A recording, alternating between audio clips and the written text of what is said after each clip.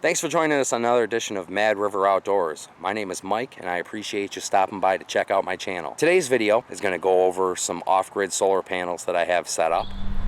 So this is a 12 by 12 15 shed, and it's the biggest I could do without getting a permit. We have no power here, we have no water on this side. So what I did was I installed solar panels.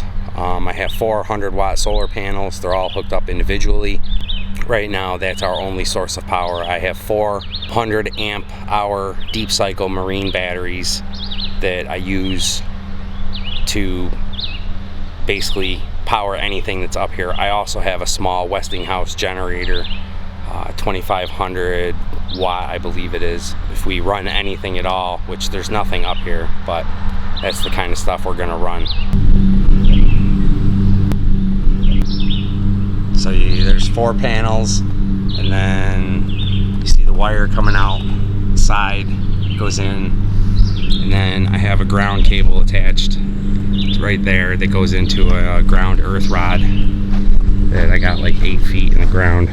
Right here, it's a remote button, and I got it hooked up to the inverter, so I can just push this button and it comes on.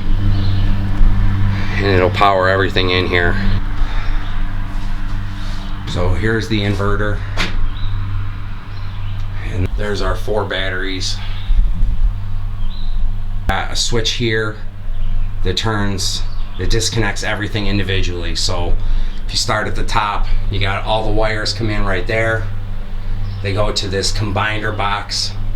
So it's 4 individual lines that come into this box, and then every one comes out through one line right here, and then I can disconnect that so it's isolated, and then that goes to my Renogy Rover controller, and then from there it goes down to a fuse, comes into another switch, and then that loops around, and you've got wires that come here, and then your negative comes here, and then this is for a shunt.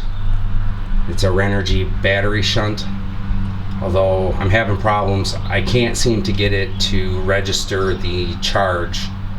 It only registers the draw. I've tried to reconnect the wires and follow the proper instructions. You can see here's the little wire right here, and it goes up to the other side of the fuse. So I'm not sure about that. 2 plugs in here. I have 1 outlet that goes over to here where I have a microwave with some walkie-talkies and a Ryobi battery charger. And for that, I just come over and I flip that switch, and I've got power there. You can see that'll turn on, and it'll show the draw. So here, I'll turn this on for a minute so you can see that running, and then you can see the load. And then I have that going to a green wire which comes over to here, and I have another power strip here that I turn on for lights. So I turn that on. Got lights. You can see the sun right now. It's pulling in 13 amps. So it's pretty exciting. It all used to be complete forest.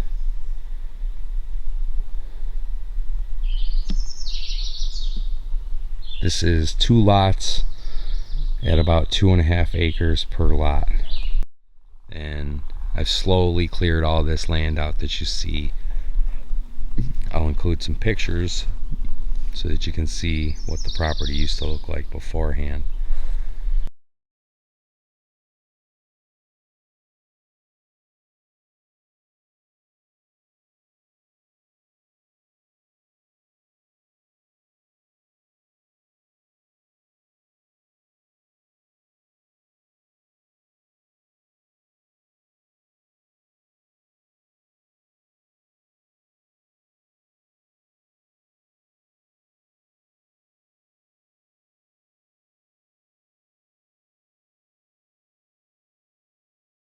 is a stone driveway that we had 20 tons of stone delivered here on 2 occasions. One of the dump trucks got stuck. Include some pictures for you guys to see there.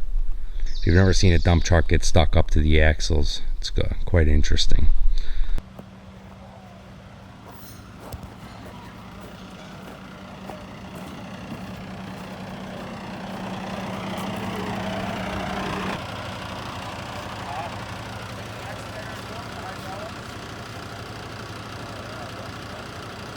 This is Mike with Mad River Outdoors. Like, share, and subscribe. Thanks for watching.